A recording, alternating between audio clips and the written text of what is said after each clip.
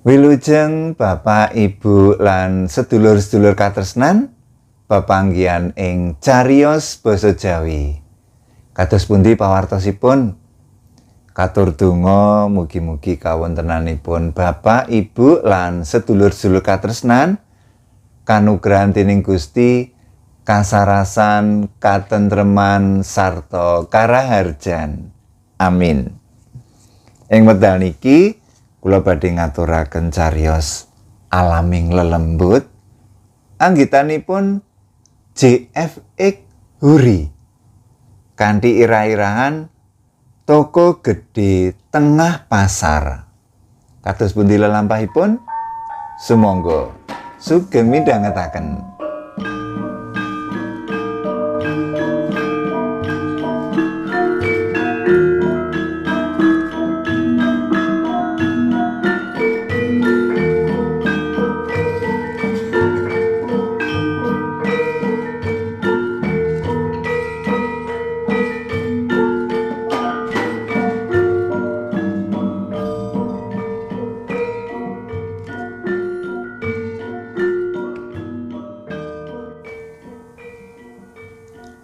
Pasar Arjo Winangun, Kabupaten Pacitan, uwong-uwong ngarani pasar gedhe. Uga ana sing ngarani pasar pager. Diarani pasar gedhe amarga pancen ya luwih gedhe lan rame ketimbang pasar-pasar liyane. Pasar Arjo Winangun klebu pasar tuwa. Bener saben dina buka, nanging sing paling rame mung ing dina pasaran Wage lan Legi. Embuh piye mula bukane disebut pasar pager.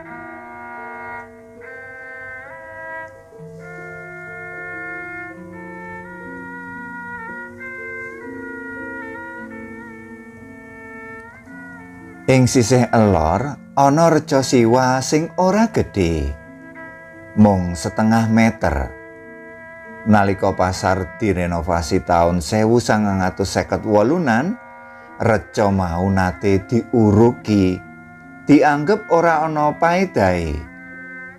Nanging kang padha mergawe nalika semono akeh sing lara kepara tekaning tiwas.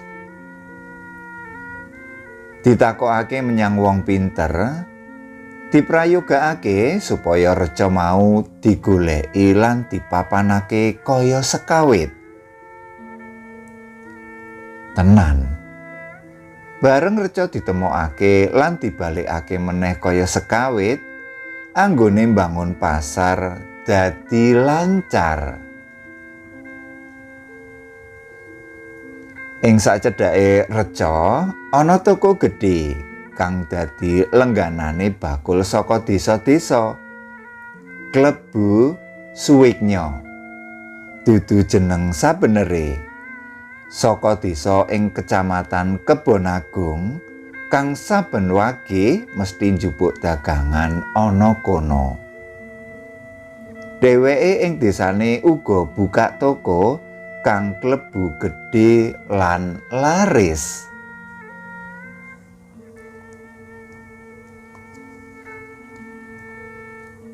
Nalika Suwignya duwe gawe nyunatake anake, kabeh anggone tuku kebutuhan saka toko kono.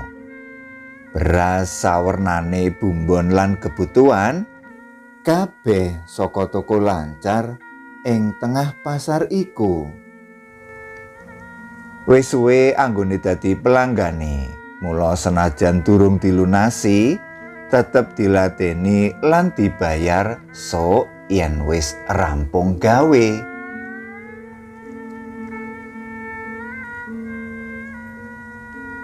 Pas denge gawe, Suwignya kongkonan anake wadon aran Surti supaya nonjok utawa ngirim berkatan menyang toko langganane mau. Ya mesti wae gawane rada akeh sego lan panggang pitik sarta sawernane jajanan. Tekan pasar, Surti karo kancane langsung tumuju toko sing dadi langganane wong tuane. Nanging mubeng-mubeng ana jero pasar, toko sing digoleki ora ketemu. Kamangka dheweke ya asring ngetutake bapake yen dong munggah dagangan. Dheweke apal panggonane, nanging dina iku dheweke ora nemokake. Takon bakul-bakul pernahe toko lancar, nanging ora ana sing ngerti. Kamangka cetha tokone sacedhake reca. Ing kono mung ana dodolan bangsane nam-naman lan grabah, tampah, capil, tompo, kranjang, kuali, jun, cowek, lan sapanunggalane.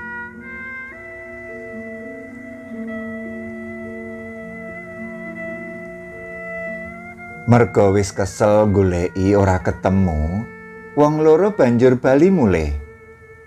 Tekan ngomah kandha yen toko sing digoleki ora ketemu. Takon bakul-bakul sakiwa tengene ora ana sing weruh. Krungu kandhane anake, Suwiknya kaget. Mosok toko kaya ngono gedene kok ora ketemu? Kamangka anake, si Surti kuwi uga wis kulina melu mrana.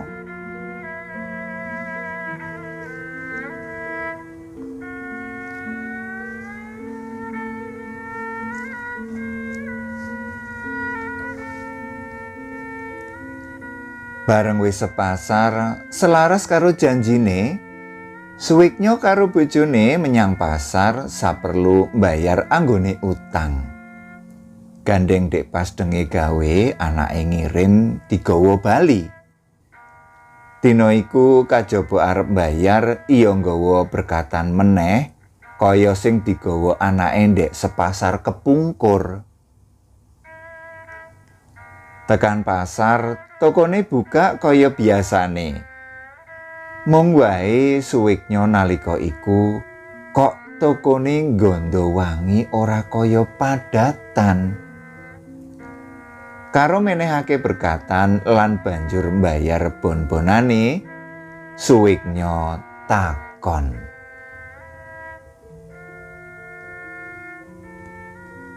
Pas denge aku duwe gawe, apa ora buka? Buka ki? Yen ora buka, rak yo ngesake langganane. Iki usume padha duwe gawe. Diwangsuli mangkono, Suwiknya karo bojone rada ndomblong. Aneh, kok anake mrene ora ketemu. Suwiknya arep kandha yen anake mrene goleki ora ketemu dadi gojag-gajeg. Apa meneh bareng arep kandha yen anake mrene takon-takon bakul liyane, jare padha ora ngerti. Ucape ora kewetu, malah wulu kithoke krasa mengkorok.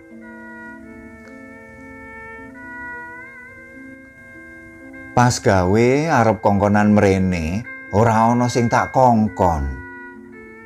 Ucape Suwiknya malah melenceng saka batine mau.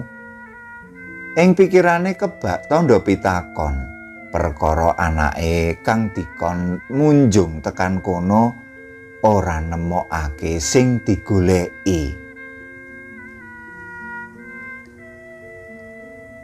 Dina iku kajaba ngirim lan bayar bon-bonan, Suwiknya iya tuku dagangan meneh. Nanging ora ngebon, gandeng nyekel duit, kabeh dibayar kontan. Rampung blonjo, dheweke terus mulih. Ana dalan, wong loro bola-bali ngrembug bab bakul langganane mau. Apa anake sing ora apal?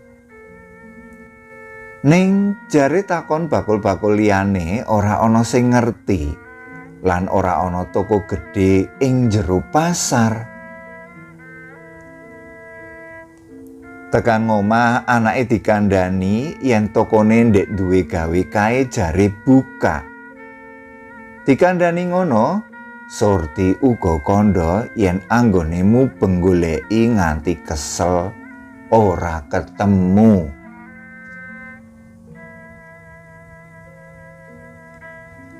Dina esuke wong-wong sing blanja nyanggone Suwiknya kemrubut. Sajrone 2 dina dagangan anggone njupuk saka toko langganane wis entek. Ora kaya padatane 2 pasaran 3 pasaran lagi entek lan munggah dagangan meneh. Ning iki lagi 2 dina wis entek. Mula diangka pasaran wagine meneh arep munggah dagangan.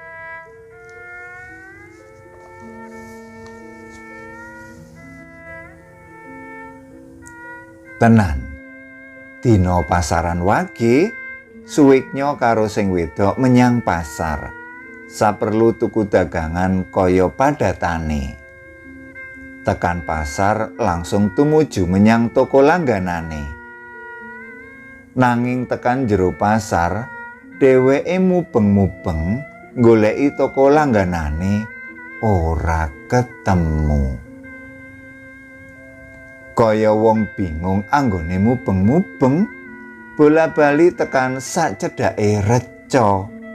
Takon bakul-bakul ing jero pasar sing wis manggrok, ora ana sing kenal lan ora ana toko gedhe ing tengah pasar. Krungu wangsulane bakul-bakul sing ngandhakake ora ana toko gedhe ing jero pasar, Suwiknya dadi njenger. Kringete gobyos. Gondo wangi nyogrok irunge. Kasusul wulu kithoke krasa mengkorok. Ing ngelor mepet tembok, katon reca sing nate diuruk. Katon rucak. Semono uga ukiran tangane ngiwa nengen. Senajan wis rucak, reca sing dhuwure watara 50 cm iku isih pengkoh. Ora kakean gunem, Suwiknya nyenggol bojone ngajak metu saka pasar. Banjur gagian mulih ora sida munggah dagangan. Daya-daya tekan ngomah kandha menyang anake. Bener apa sing diucapake yen tokone saiki ora ana. Dadi sasuwene iki awake dhewe sesambungan karo toko ing alam liya. Muga-muga Gusti paring kawilujengan. Sateruse ora ana apa-apa. Ucape Suwiknya marang bojone.